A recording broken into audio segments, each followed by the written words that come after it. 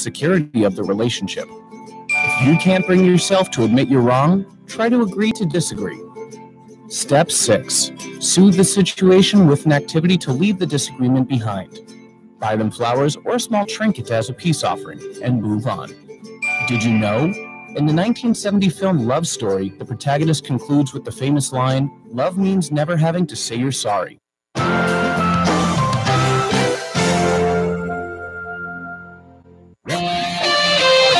The views and comments of the hosts and guests are not necessarily those of the station. You're about to experience Healthline, a show where doctors from Makatimed interact with you for a healthy, uplifting lifestyle, moderated by Nicole Jacinto. You've got questions, we've got answers. So welcome to Healthline.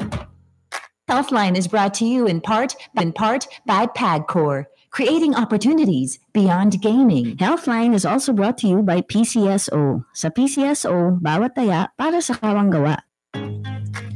Hi, everybody. Welcome to Healthline with Makatimed. It's a Wednesday evening, 7 p.m. here all over the Philippines. I'd like to say hello to our regular listeners and viewers, and to those of you who are viewing us on Facebook at www.facebook.com/DZRJ810AM. Don't worry, I do have a doctor with me tonight. She's just going to sit down with us in a few minutes.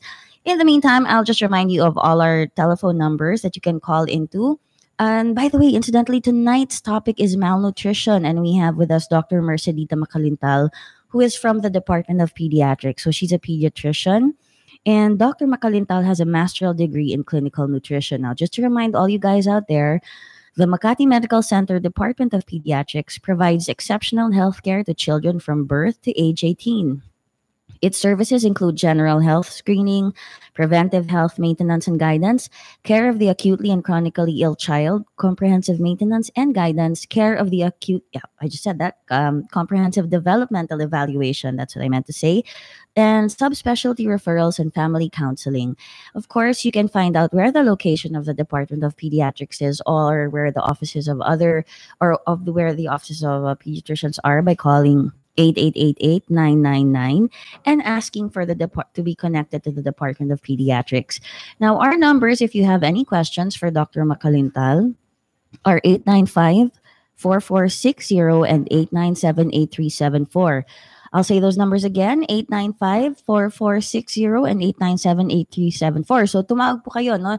Join in the conversation, share some experiences if you want, kahit konting greetings lang, or maybe your kids are watching along with you or listening along with you, and you just want to say hi to them so that they learn more about health and at a young age start thinking of living a more healthy and uplifting lifestyle. I'll also read out our cell phone numbers now where you can send text messages to. Those numbers are 0917 581-6500 and 0919-991-8047. Again, our cell phone numbers are 0917 581-6500 and 0919-991-8047. If you are on a cell phone and if you're using a cell phone and in the car and you'd like to call us, you can also call those cell phone numbers so that you can be connected directly to the doctor and you can ask your question and have it answered on the air. Now, I think I reminded you that you can check us out on Facebook by typing DZRJ 810 AM. And you can get our channel there and listen to the program. You can also find us on Ustream at www.ustream.tv/channel/DZRJ810AM. Okay, so welcome to the show proper of Healthline with Makatimed, folks. I'm your host, Nicole Jacinto. And as I said, our topic for tonight is malnutrition. And we have with us Dr. Mercedita Macalintal, who is a pediatrician from the Department of Pediatrics of Makati Medical Center. And Dr. Macalintal has a master's degree in clinical nutrition. So good evening, Dr. Macalintal. Good evening, Nicole, and thank you for having me. Oh, thank you for being here. It's my pleasure. It's our pleasure. And it's actually our privilege to be able to listen to you and ask you questions and be more informed about our health and our children's health. So our topic tonight is malnutrition. And for some of us, we may not think that this is very relevant because we think, we have food all the time, or, we eat 8 times a day even, and we can eat anything we want, and we do.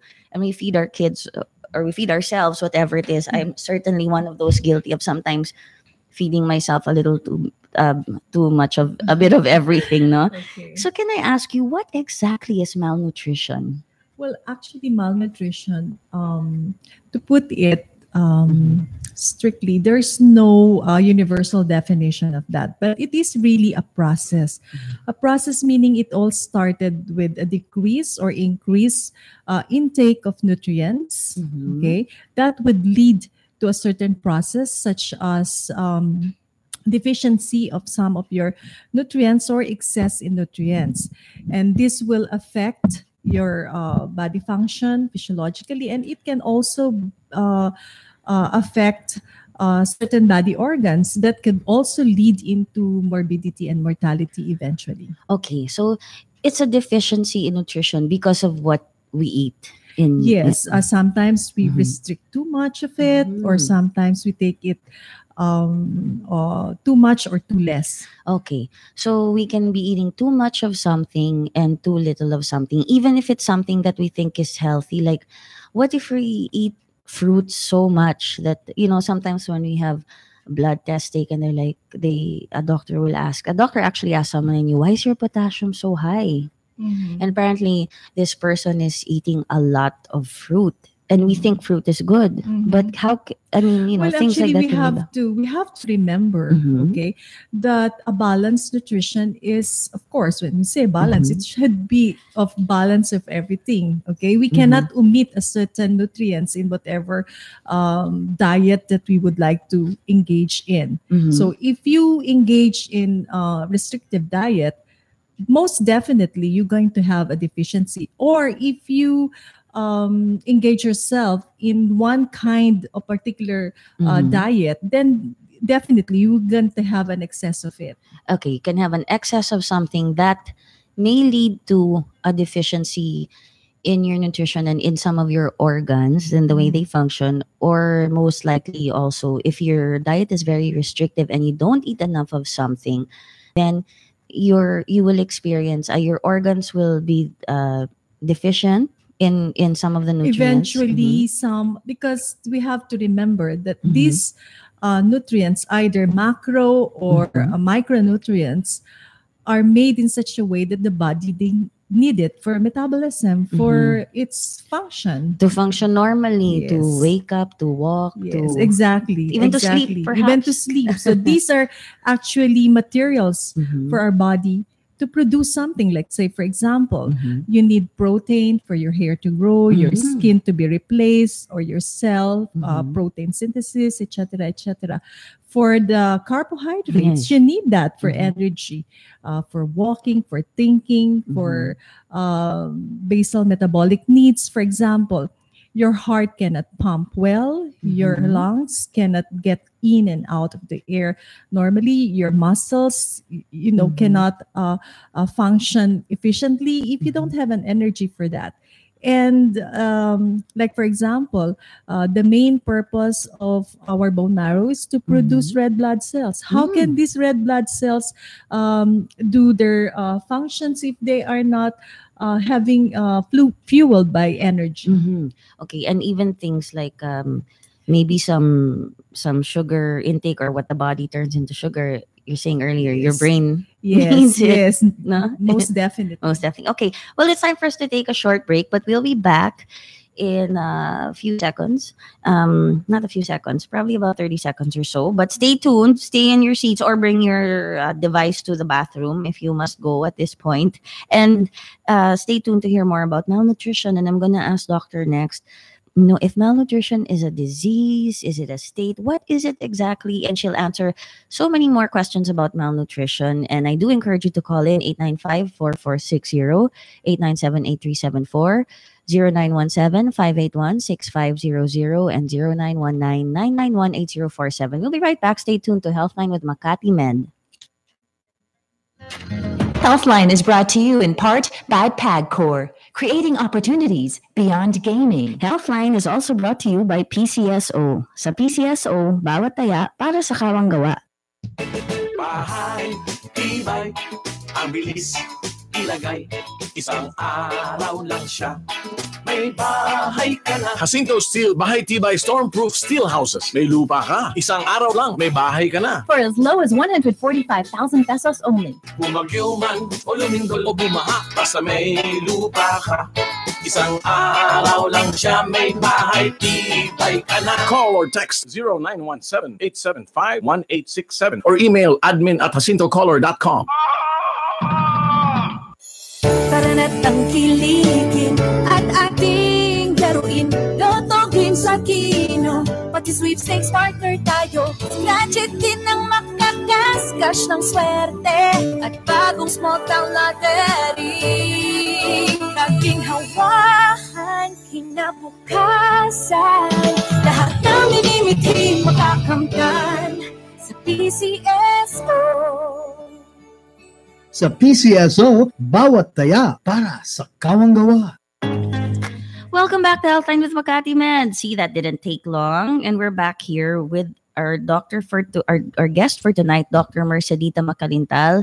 She's a pediatrician from the Department of Pediatrics of COAS, and Dr. Makalintal has a master's degree in clinical nutrition. So everything she has to say tonight, she studied very well for quite a long time, and of course through her experience also as a pediatrician with dozens or maybe hundreds, maybe of children whom she's treated. And remember that the department, the pediatrics department in Makati Medical Center, they provide exceptional health care to children from birth to age 18, no? And Dr. Makalintal is one of those doctors who is there in Makatimed. And if you have any more questions after the show or would like to make an appointment or seek out a pediatrician for your child or someone else's child, and like be one of those people who interfere with the lives of their sister's children or something like that, call 8888-999 and ask to be connected to the Department of Pediatrics. So we're talking about malnutrition tonight. And Dr. Makalintal, is malnutrition a disease? Because how we perceive it is something we can completely control. Is it a disease, a condition? You can perhaps break that down. Well, actually, malnutrition, as I have said earlier, is consequences. Okay. Okay, it's not a disease per se, but it can lead to illness Okay. due to, as I have mentioned earlier, either in excess or less intake of a certain nutrients. Okay. So if people are if they're hungry or impoverished and they don't get enough of everything, that can lead to malnutrition, Yes. which describes the consequences or the Yes. state that the body is in. And there is no such thing as I just want to make sure there's no such thing as somebody is just malnourished because their body doesn't process things well.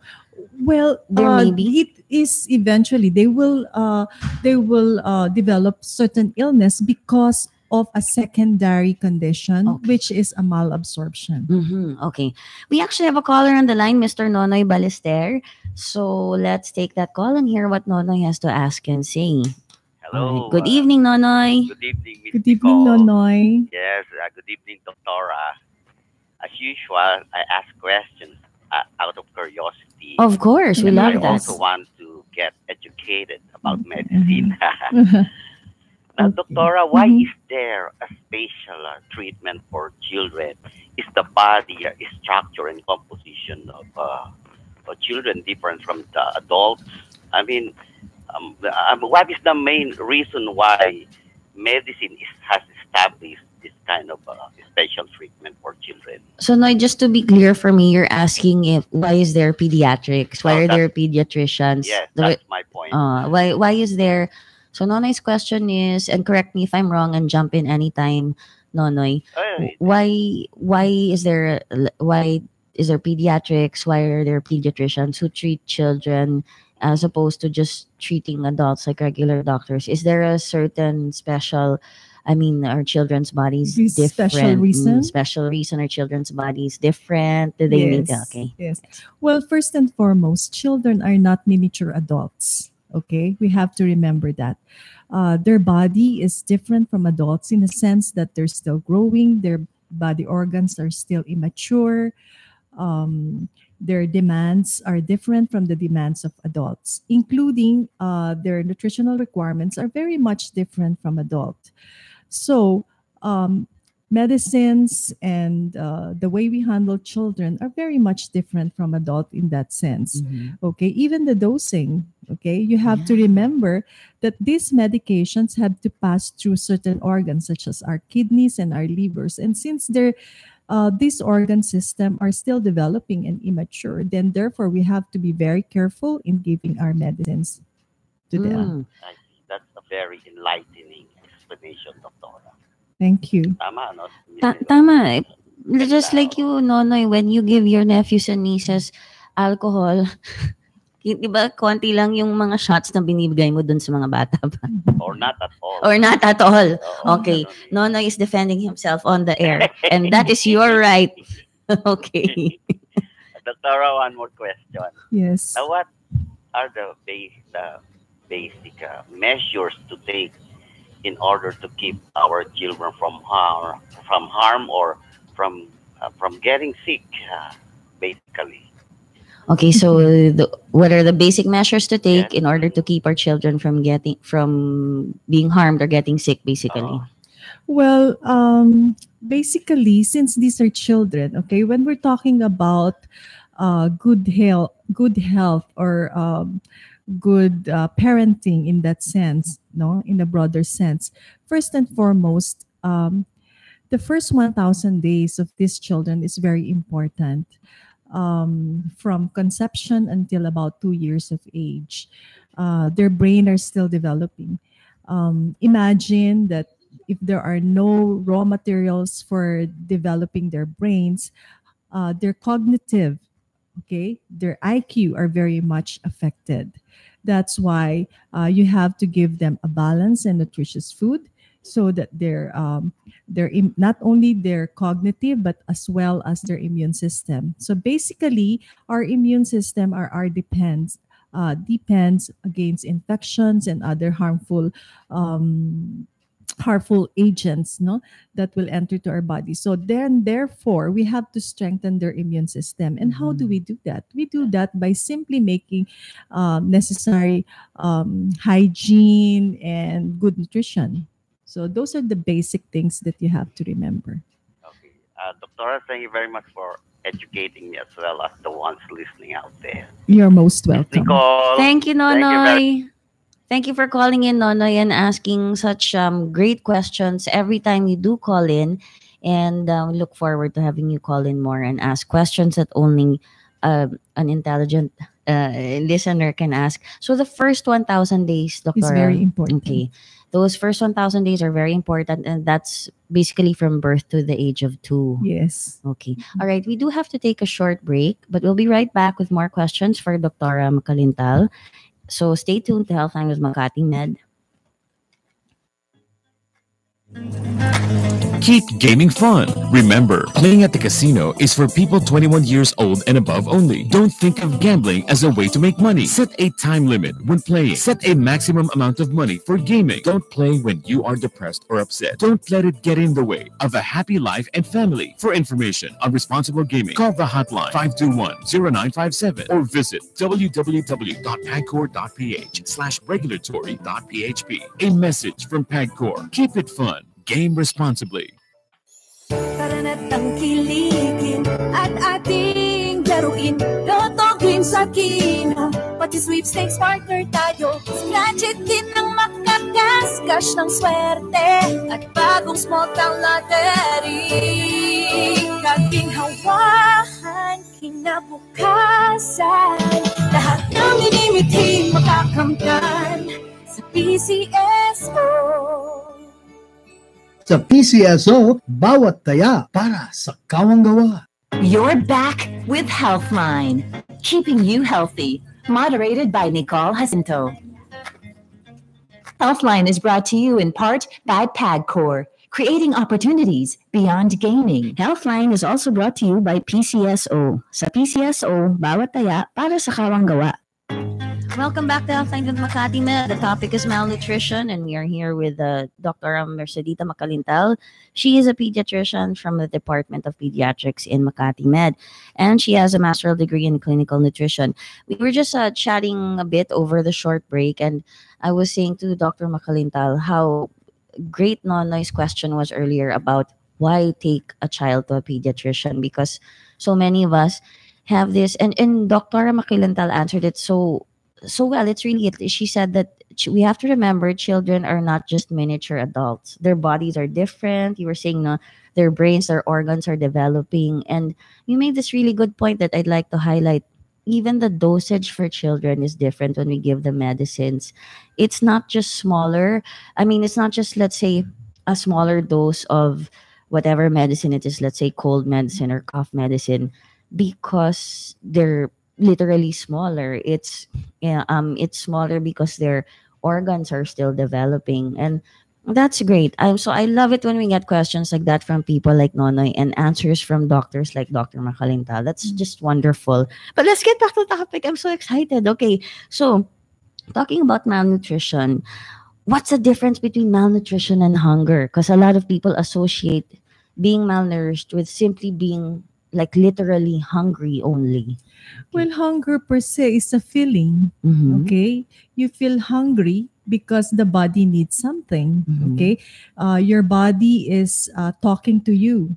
Okay, talking to you in a sense that, hey, I need this, so you have to feed me. So that's hunger. While malnutrition is a consequence. All right. So hunger is a feeling, and that's your body telling you that you need something. You need maybe chocolate. No, you need maybe, I don't know, I'm feeling hungry right now. My body is telling me something, but it's telling you that you need to eat maybe, or you need certain. It's a time for you to eat because certain macronutrients are already depleting, meaning like say, for example, our brain is the main consumer of energy or carbohydrates. And if it's starting to go down, your brain will tell you, hey, boss, I'm already hungry. Hey, boss, I'm already, the stomach is the, yes, okay. Yes. So, okay, just to, you mentioned macronutrients and micronutrients. When you say macronutrients, you mean basic food? No. When we say macronutrients, it means carbohydrates, proteins, and fats. Okay. And when we say micronutrients, these are smaller nutrients that is also essential in the body. So these are your vitamins and minerals. Okay. And these two goes hand in hand. It doesn't mean that all food have equal amount of macronutrients and micronutrients. Some food will basically have nothing. That's why we call them junk food. That's why it's junk food. Okay. Yes. All right. Thank you for highlighting the difference between macronutrients and micronutrients. And when you're hungry, your body is telling you, you need some macronutrients. We need to consume it now. Like, I mean, you know, you need it. And when you are malnourished, you don't have the micronutrients you need. When you are malnourished, as I have mentioned earlier, you have either a deficient or excess in intake. But generally, when we say malnutrition, the first thing that will come into my mind are children who looks like cachectic, or children from South Africa or from Africa for that matter. They're very thin, they're very cachectic looking, they have an old-fashioned looking, but it's actually just a consequences. Okay. Can you sort of explain what cachectic means to me? I'm not familiar with it. Cachectic meaning that they almost don't have any fats at all in their bodies. You can see the ribs. They look wasted. Wasted, okay. Yes. Like they're wasting away. Like you can see the ribs. They look frail. They hardly move. Their heartbeats are very low. They're hardly breathing. You know. Wow. And sometimes there's this image that they've shown us of children who are very thin all around, except that their stomach is big. And they say these children are malnourished. What's well, that? It depends. It depends on the type of malnutrition. We have what do you call this? New terms that is being used for malnutrition. Okay, these are the moderately acute malnutrition, or the mom, and the other one is the SAM, or the severe acute malnutrition. Okay, basically, when we talked about malnutrition, we have certain parameters that we're using. This is what we call the anthropometric measurements. Okay, so these are the height and length, or and also the weight. Okay, for children who are moderately acutely malnourished, meaning that their C-scores. So these are the parameters that we use in relation to the WHO growth chart. We plot them. We get their height and length in relation to their age. Okay, we call them stunted. If their height for their age is below or -2, or more than -2, or less than 3, or -3. Okay, so these children are moderately acutely malnourished, and we call them stunted if the height is already affected. And usually, if the height is affected, they are really chronically malnourished, meaning that the insufficiency of macronutrients and micronutrients is going on for several months or years already. But if the child the weight is only affected, which means that they are below what is normal for their age, we call them wasted. Wasted, okay. And of course, you're using WHO standards. Yes, the WHO yes. takes into account genetics also, because some people are No. It's really it they is have to hit a actually certain- before the WHO came out, the international tables for anthropometrics. We use different tables, Yes. actually. So one time, the people in the WHO said, let's us collate all this table and see. Okay, so they've studied different children from different countries, developing countries and rich countries. They found out that children given an equal opportunity, okay, they will grow at the same rate. So that's why this WHO would apply to different kinds of races. All right, so that's good to know that you don't just say, oh, okay, maybe this kid is race because of they are Caucasians and you Yes. are a Filipino. That's why you are Not shorter tall, and as tall. It's not true. It's not true. And but Yes. when you reach a certain age, like maybe 18 or whenever it is that you're supposed to stop growing, is that when genetics sort of come into play? Is that calculated at all? It has a role, but not entirely. Not There are entirely. several contributory factors. So it's interesting what you said, that given the same opportunity and food, Yes. Human everyone, being will grow at the same rate. and then maybe over time, And it it depends on the person, habits, situations. Like, for example, there are certain diseases that would cause certain malfunctioning in the absorptions or the utilizations of these macro and micronutrients. Then that's that only time that you will develop malnutrition. So it's kind of true what they used to say in my parents' generation and before that. You guys are taller because you have like more nourishing food now, or things like that, or you didn't grow up during the war where food was scarce at a certain point. In a way, that's true. In a way, it's true, since that, for example, there is such thing as standard growth velocity for every children. Okay, so given, as I have said, given equal opportunity, they will go at the same rate. All right, but if you feed the child more than the other one, of course there will be consequences for that. Yes. All right. Okay. We actually have some questions here from you guys that people texted in. Oh, and one of them matches with the question. The first one here: are obese people considered malnourished?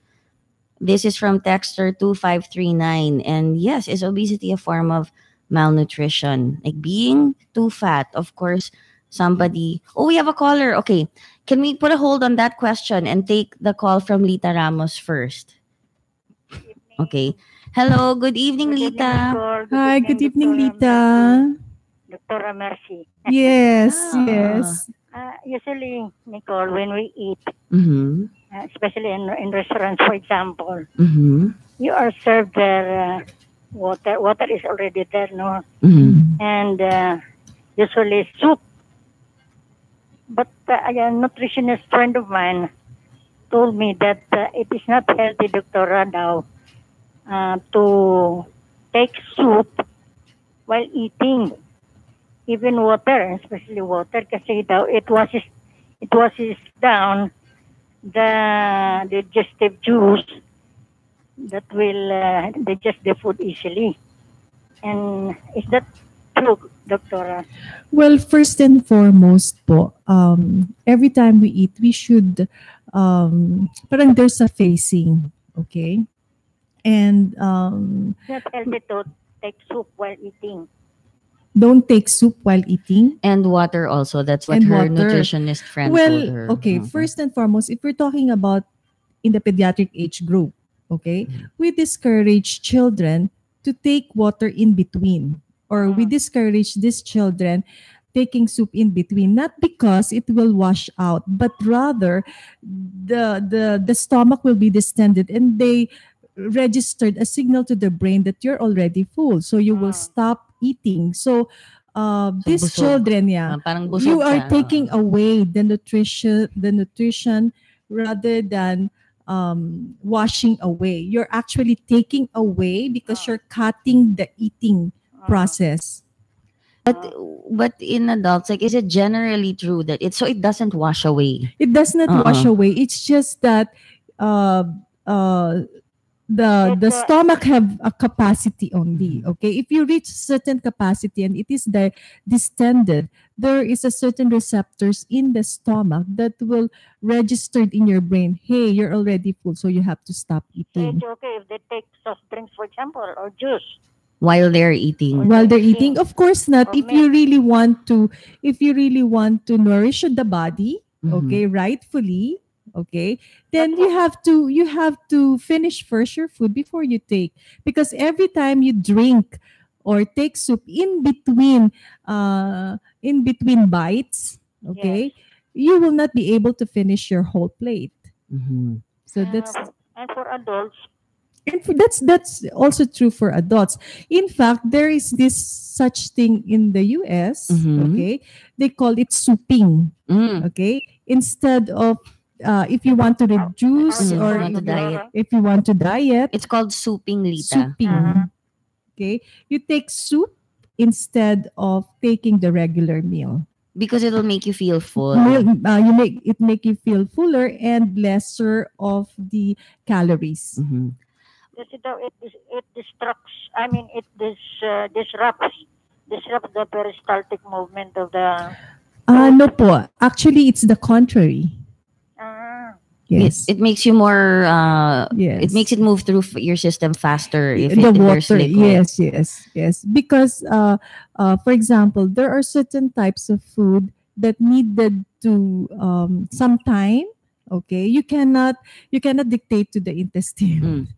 You need. So there's really a process and a time. For example, if you eat breakfast with higher in protein, it will take some time. By 12 o'clock, you are already hungry, because by the time 4 hours or 6 hours have lapsed, the food that you have taken for that time, breakfast time, is already in your smaller intestine and to your large intestine. So the stomach now is ready now to accommodate again. Is it true, Doctora, the adage that eat breakfast like a king, lunch like a prince, and supper like a beggar? Well, actually, there's some truth to it, in a sense that during the nighttime, we don't really do much physical activity. So you're That's just what going I to do. sleep. I take, So whatever excess carbohydrates that you have taken for that dinner time, you're gonna just store it in your liver, and eventually will be converted into fats. And is it true, Doctor, that you eat your supper not after, usually not after 8 o'clock. There's no truth about in that timing of when and I guess it depends what time you sleep. Kasi for me, Doctora, it has become my habit not to drink water or any liquid. While she's Except eating. during breakfast when there is coffee always. All of us, Mom, we are required a certain time. Yeah. We are required water is very important also, Mom, in our system. It actually helps in the metabolism of the macro and micronutrients that we have taken in. Hindi ba, Doctora, it hastens the what you call that? Moving the food along. The food down below without it having been digested to be distributed. Actually, that is a misconception. So you should take more water, Lita. And I think Lita's very nervous about this. Like you don't drink water when you eat, no, Lita? Parang you mentioned that before. Yun nga, I remember, Nicole. I think I asked Nicole about this already, having one of your doctors. Can she drink water when she eats? She's very afraid because she was told by a friend that's... Kasi, Doktora, geriatric na, Doktora. Baka mahina na yung puntunaw. No, Mom. No, that's not true. That's not true po. No, it's not true po, Mom. Our digestive enzyme is the same when we were still a child up to the present time. It doesn't weaken in any way because that's the main function of the digestive enzyme is to digest. Oh, I see. It doesn't grow old. Doesn't grow old. The one of the few things in our bodies that don't grow old. Pero it's okay. I think what really actually is our metabolism. Our metabolism goes slower as we age. Thank you very much, Victoria. Nico, thank you. Thank you, You're Lita. welcome, Mom Lita. Thank you, Lita. I think maybe just to quickly answer, if you're comfortable, Lita is afraid. Like, can she drink a little bit of water or sips of water while she's eating? Yes, she can. So, Lita, you can drink. Remember, we are supposed to drink 8 liters of. 8 glasses of water a day. Okay. I don't mind the liters in this kind of weather. Yeah. Okay. Well, yes, also. But that's also bad for you to be too hydrated or overhydrated. Yes. Okay, so we actually have some comments and questions here, but we'll get to them when we get back from this short break. Stay tuned. Your health matters. You matter. And we care. Tune into Healthline with Makatimed, moderated by Nicole Jacinto, every Wednesday from 7 to 8 p.m. on DZRJ 810 AM. Experienced doctors, straight-to-the-point interaction, answers, tips, and a chance for you to take charge of your health. So tune in and don't miss a beat. Healthline is brought to you in part by PAGCOR, creating opportunities beyond gaming. Healthline is also brought to you by PCSO. Sa PCSO, bawat taya para sa kawang gawa. Tara na't tangkilikin at ating laruin. Lotogin sa kino, pati sweepstakes partner tayo. Scratch it din ng makagasgas ng swerte at bagong small town lottery. Kaging hawakan, kinabukasan, lahat ng minimiting makakamtan sa PCSO. Sa PCSO, bawat taya para sa kawang gawa. Ang paborito naming candy, sarap ng Bolshigami. Mula prutas na fruity pa! Lamis na chunky choco, ma-creamy monami. Lamig dala ng V-Fresh at sobrang chewy frutos. Mochi, fruity pa, choppy, monami, V-Fresh at frutos. Aking pasasalamat sa pagmamahal niyong tunay mula sa Colombia!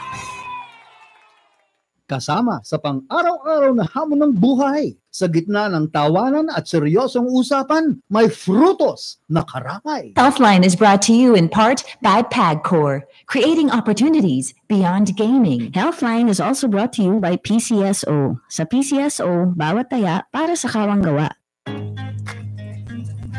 Okay, welcome back to Healthline with Makatimed. I'm your host, Nicole Jacinto, and we're here with Dr. Mercedita Macalintal. And we had some great questions from Lita Ramos and Nonoy Ballester. And we have a comment here or a greeting. Hi, Ma'am Nicole, watching here from Facebook. Celestino Jojo Sikat. Okay, thank you, Sir Jojo. Don't ma'am me. Thank you, Jojo Sikat. By the way, I have to talk to you soon. Okay. We had a question earlier and I put it on hold. Hi, Doc and Nicole. Are obese people considered malnourished? This is from Texter 2539. So, yeah, is obesity a form of malnutrition, Doctor? It Yes, is it a is. form of malnutrition. As I have said earlier, the definition of malnutrition is either an excess or excess or deficient in intake of both micronutrients and macronutrients. So if you take a lot of those, then it is considered as malnutrition. Good answer, because most of us think that, malnourished people are very, very, very thin. But actually, maybe some of the lean and not the really, emaciated looking ones, but some of the lean people are actually well nourished, and some of the bigger people like myself actually are malnourished. Well, if we're not getting enough or too much of Yes. something. Actually, this is what I always answer my patients. The weighing scale is not in our eyes. Aww. The weighing scale is the weighing scale. Yes. Because sometimes, we compare ourselves to other people. But actually, especially for moms, they will always think that their children are too skinny, even if they are already of the right weight. That's true. I notice a lot of moms And then they push them to eat. To eat more, yes. Yes, I know mothers who have forced their children to eat grown-up amounts of plates, but don't worry, your kids turned out fine. I mean, I'm talking to someone in particular. Are you watching? Are you listening? Anyway, but that's not my mom. Okay. Hi, Doc and Nicole. What are the nutritious foods that we have to eat to prevent malnutrition? This is also from Texter 2539. Oh, okay. Thank you, Texter 2539. I guess maybe just a few, types of food or food groups that you can mention to prevent malnutrition. First and foremost, it has to be a balanced diet. We always advise a balanced diet. It should be composed of your carbohydrates, your fats. Fats are very good also because it is needed for the absorption, especially for the fat-soluble vitamins that is also needed for the metabolism. And protein is very good also. So you have to incorporate that on your plate. Also, food that are rich in vitamins and minerals, especially your fruits and your vegetable. Okay. If you really want to be more specific on the certain type of food, there is a department that is responsible for counting the calories, suggesting the different types of food to be given to our children, and they are age specific. You can go to the website of our FNRI, and you can see the different suggested meals for a specific age. What is that website? If you FNRI. FNRI. Yeah. FNRI. Just type the FNRI or our Food Nutrition Research Institute, and you can. It will pop out, and it's there. You can visit their website. Okay. And when you say carbohydrates and protein and fat, okay, or fats, yes, because there's different types. Can you just give examples? Like a protein would be meat or fish. Yes. And then a carbohydrate would be rice or bread or something like that. And the fat would be... Fat could either be a good fat or bad fat. But of course, we want the good fats coming from, of course, rich in omega-3. These are your fishes. No, not necessarily be the salmon or the tuna. Okay. Nuts are also good source of fats. Mungos or lentils are also good sources of your protein. Yes. Tofu is a good source of protein. Yes. And the tofu. These are all good sources of your protein as well. So thank you for giving those examples. So, and then the fruits and vegetables, those will give us other things. Okay. Thank you for giving us examples, doctor, and being patient with my makulit questions. Just okay. There is a question from another texter 8834. How can malnutrition be prevented? Well, I guess just quickly by eating proper, balanced diet. Balanced diet. Okay.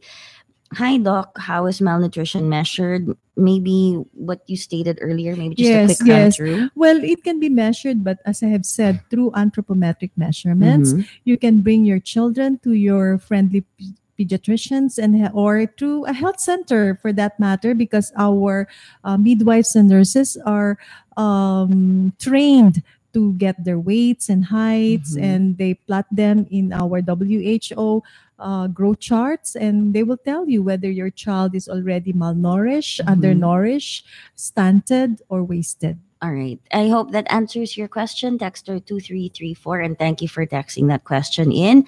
And here's a question from Dina Tantoco. Oh, perfect. Malnutrition. What is the definition of malnutrition for adults? Perhaps if you can go through it just very quickly again. Okay, malnutrition for adult is almost similar to malnutrition in children. It's just that instead of the height, weight, etc., we are measuring their anthropometrics in terms of also the height and weight, but more the crude way of measuring it's through the BMI. Okay, the body mass index. Yes. Buti lang I got that right. I was gonna be on my records. No? Yes, because remember, adults, we don't grow anymore. So we don't need the extra jiggle in my belly. Okay, are you ready for this jelly, doctor? Okay. All right. So those are the questions. Okay, so can adults be affected by malnutrition? Yes, that was answered. What are the symptoms and signs of malnutrition or nutrition deficiency? Just if you will, very quickly. Actually, it's very broad. Okay. No? Because all this macro again and micronutrients, eventually, if they are deficient, it will show in the different parts of the body. For example, hair. So you will see these children or patients. If you have seen an anorectic person, all right, yes, suffering with anorexia, they are severely malnourished, and you will see that their hair are scanty, they're slowly to grow, their skin is very dry, they always feel cold because their metabolic rate are very slow. Their nails are hardly growing, they're not menstruating, because the energy and the nutrients that is almost very nil in their body is shifting to the most important body parts, which is the brain, heart, and the lungs. So the other obvious early obvious signs are all the body parts that less needed. Yes, like your hair, maybe your nails and all of that. Yes. I was gonna ask about the nails because they always said if your nails are not, that might be a sign you're malnourished. So mom was right about the hair. And we have a message here. Hi, Nicole, watching you from Zimbabwe. Mithi Thomas. Hi, Mithi. Thank you for watching us from Zimbabwe. And I hope you stay tuned when wherever you go and travel after your time and stint in Zimbabwe. And okay, so you gave us the signs of malnutrition and nutrition deficiency. We just have to take a short break before I come back and shoot off some really fast questions for you to answer. I'll be like, and you'll give me the answers. And so stay tuned to Healthline and Makatimed. Keep gaming fun. Remember, playing at the casino is for people 21 years old and above only. Don't think of gambling as a way to make money. Set a time limit when playing. Set a maximum amount of money for gaming. Don't play when you are depressed or upset. Don't let it get in the way of a happy life and family. For information on responsible gaming, call the hotline 521-0957 or visit www.pagcor.ph/regulatory.php. A message from PAGCOR. Keep it fun. Game responsibly. Tara na't tangkilikin at ating laruin. Lotto Games sa Kino, pati sweepstakes partner tayo. Scratch it din ang makakascash ng swerte at bagong small town lottery. Kaginhawahan, kinabukasan, lahat ng minimiting makakamtan sa PCSO. Sa PCSO, bawat taya para sa kawang-gawa. Hindi titigil, bravo! Ang pagigigigigigigigil, bravo! Susubod lang ang suko, bravo! Laging good na good, basta may bravo! Ready ako, Ready ako. Ready na rin ako. Bravo! Food supplement for men. Ang bagsik mo. With proper diet and exercise. Mahalagang paalala, ang Bravo ay hindi gamot at hindi dapat gamiting panggamot sa anumang uri ng sakit. You're back with Healthline, keeping you healthy. Moderated by Nicole Jacinto. Healthline is brought to you in part by PAGCOR, creating opportunities beyond gaming. Healthline is also brought to you by PCSO. Sa PCSO, bawat taya para sa kawang gawa. All right, welcome back to Healthline with Makatimed. And again, hello to Meet He, who is in Zimbabwe. Okay, Dr. Makalinta, suddenly formal, no? What are there any categories or stages to malnutrition? I think you may have mentioned some earlier, but if we can...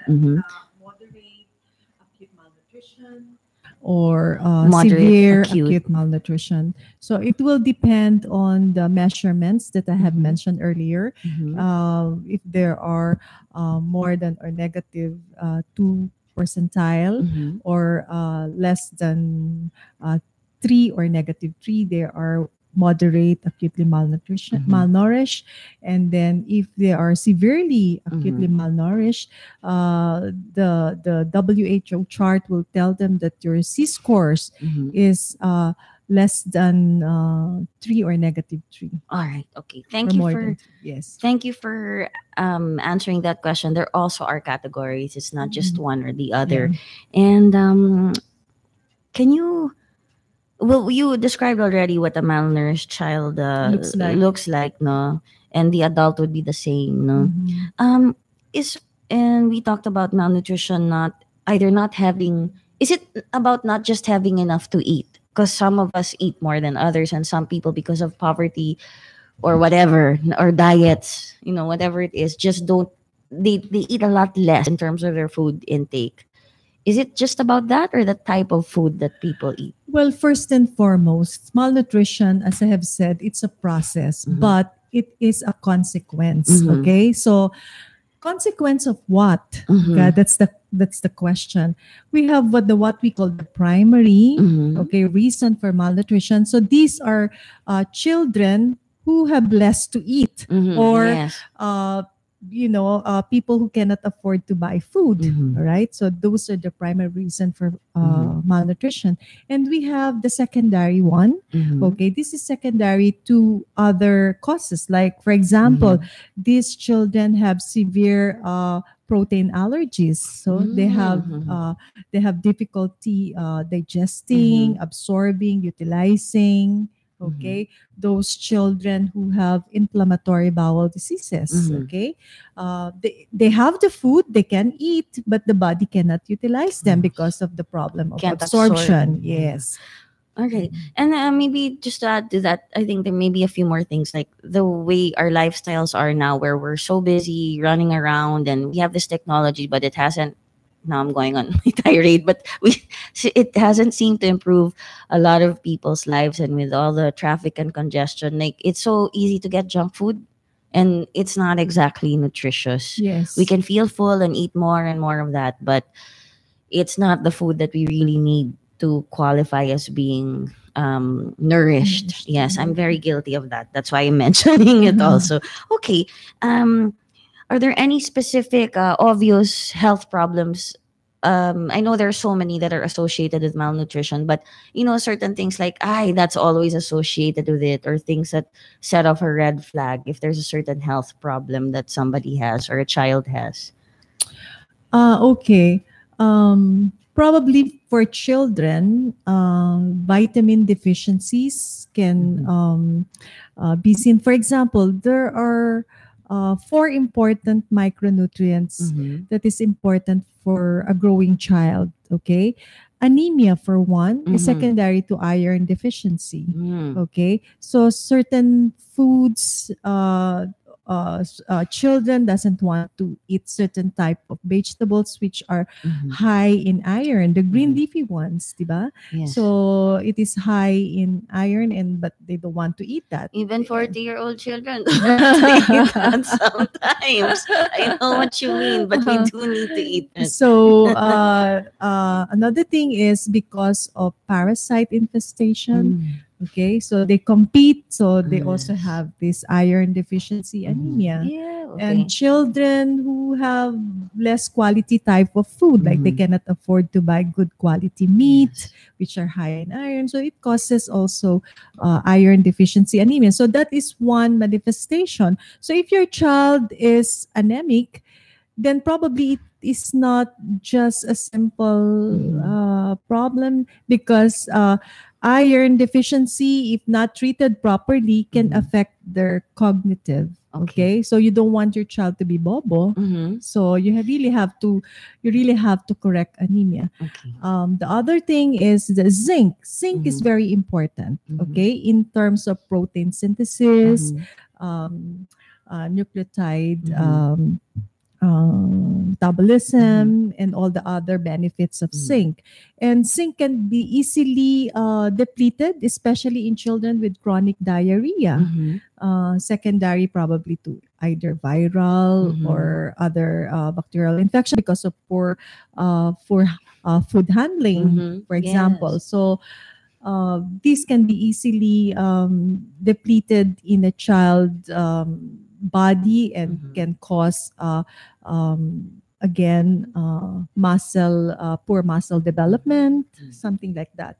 Another thing is iodine. Iodine is also very important, especially for pregnant women. Okay, if it is deficient, it also causes some cognitive problems for this children.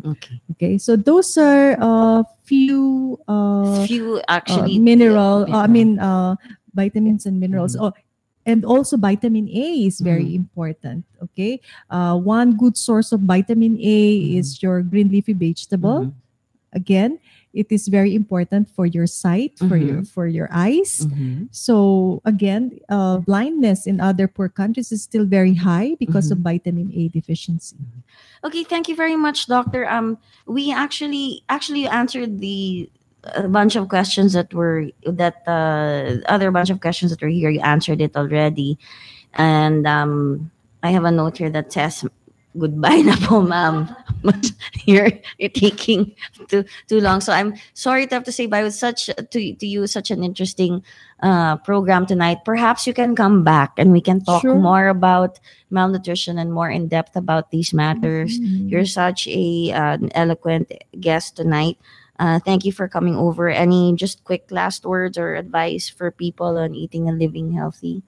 Okay. First and foremost, we have to remember that malnutrition is a consequence. Okay, so we have to be very attentive on how to prepare our food, because if it is contaminated, it causes diarrhea, and diarrhea is one of the leading cause of malnutrition. Okay.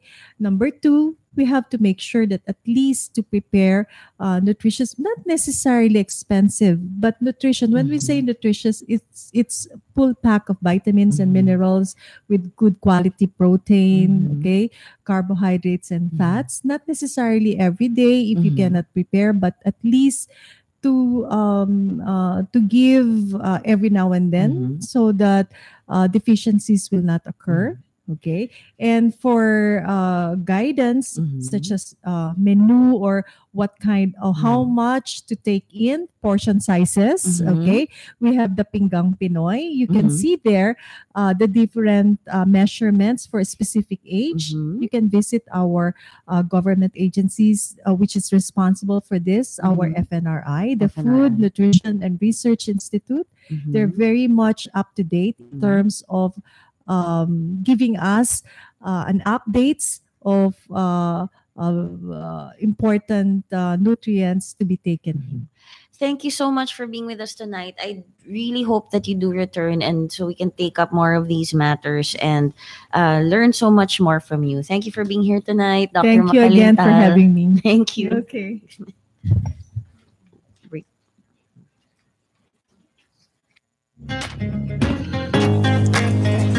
Thank you for tuning in to Healthline with expert doctors from Makatimed, giving you the chance to interact, uplifting your lifestyle. Moderated by Nicole Jacinto. Tune in again next week for your weekly dose of Healthline. Healthline is brought to you in part by PAGCOR, creating opportunities beyond gaming. Healthline is also brought to you by PCSO. Sa PCSO, bawat taya para sa kawang gawa. Jacinto Color, steel roofing, you can be sure it's durable. Jacinto Style. Jacinto Color, steel roofing, high quality, good delivery. Check out Jacinto Style and other roofing profiles of Jacinto Color. Guaranteed 5-day delivery. Call 921-4444 or email us admin@jacintocolor.com. Good delivery, Jacinto Style. Or you may text 0917-875-1867. Okay, because sometimes I feel malnourished.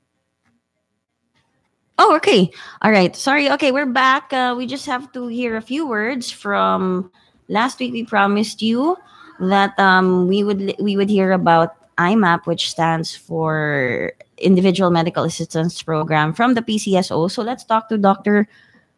Larry Cedro of the PCSO so he can explain it to us. Hello? Hello, ma'am. Hi, good evening, Dr. Cedro. How are you doing tonight?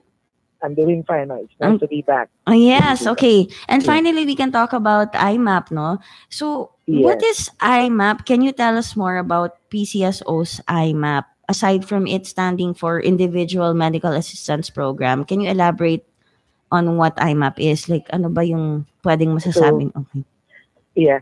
So IMAP being the flagship program of the PCSO was established as a measure by which individuals can seek assistance from the PCSO, from the government, with regard to their medical needs, medical financial needs. So under that program, we have several components. We do provide assistance for hospitalization, chemotherapy management, dialysis assistance, intern management, anything related to medical care, including that of transplant procedures. Okay, including transplant procedures even. That's great. When was this established? It was first established in 1995. Okay. During that time, PCSO decided to do a direct assistance, considering the fact that the mandate of the agency is to simply raise funds for healthcare of national character. So the management then decided that it's one of the measures that they can adopt to make PCSL more accessible to the public. Yes. Not only in terms of its products, but rather more of its services. Yes, your services. Now, we all know that PCSO helps no, a lot of individuals and they have programs like mass programs for people. Now, you've described quite adequately what the IMAP is and what kind of medical assistance exactly? How is it different from or other programs that PCSO that assist individuals, yung lining up and all of that? I mean, is it different? Is it very different or? Yeah, basically, if we're familiar with PhilHealth, the role of the agency is to augment the medical expenses being encountered by a patient.